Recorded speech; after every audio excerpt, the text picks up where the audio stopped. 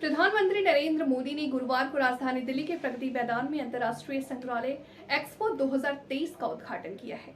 इस दौरान पीएम ने आयोजित कार्यक्रम को संबोधित करते हुए कहा कि आज का ये अवसर भारत की म्यूजियम की दुनिया में एक बहुत बड़ा टर्निंग पॉइंट लेकर आएगा।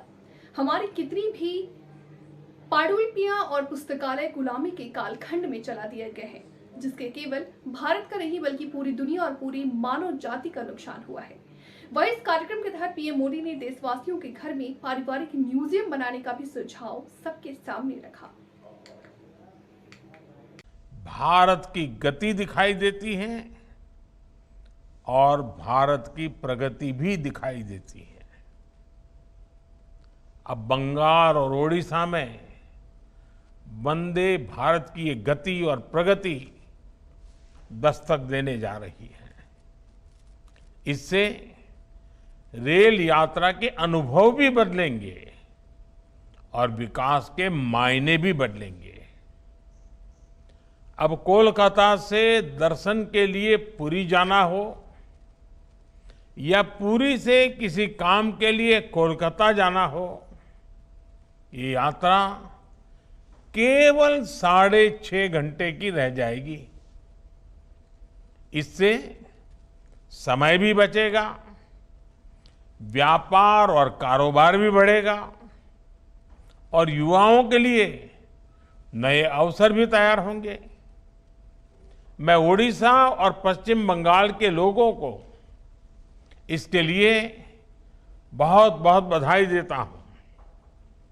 साथियों, जब भी किसी को अपने परिवार के साथ कहीं दूर यात्रा पर जाना होता है तो रेल ही उसकी सबसे पहली पसंद होती है, उसकी प्राथमिकता होती है। आज ओडिशा के रेल डेवलपमेंट के लिए और भी कई बड़े कार्य हुए हैं। पुरी और कटक रेलवे स्टेशनों के आधुनिकीकरण का शिलान्यास हो, रेल लाइनों के दोहरीकरण का काम हो या ओडिशा में रेलवे लाइन के 100% विद्युतीकरण के लक्ष्य की प्राप्ति हो,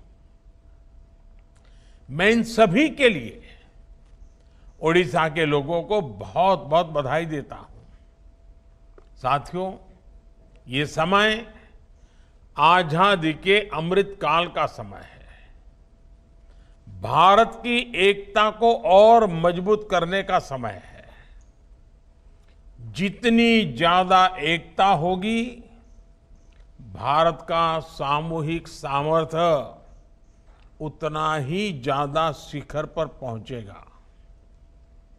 ये वंदे भारत ट्रेनें इस भावना का भी प्रतिबिंब है।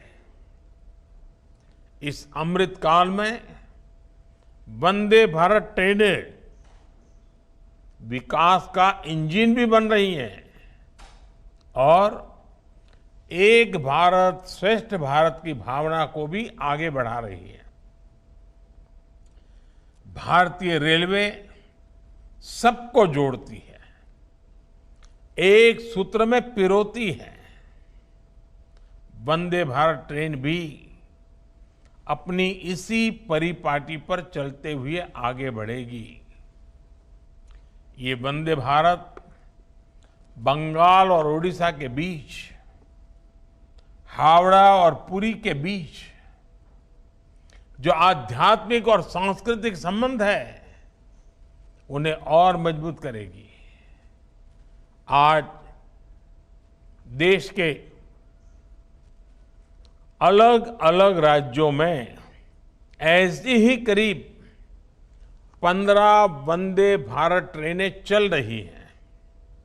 ये आधुनिक ट्रेनें देश की अर्थव्यवस्था को भी रफ्तार दे रही हैं।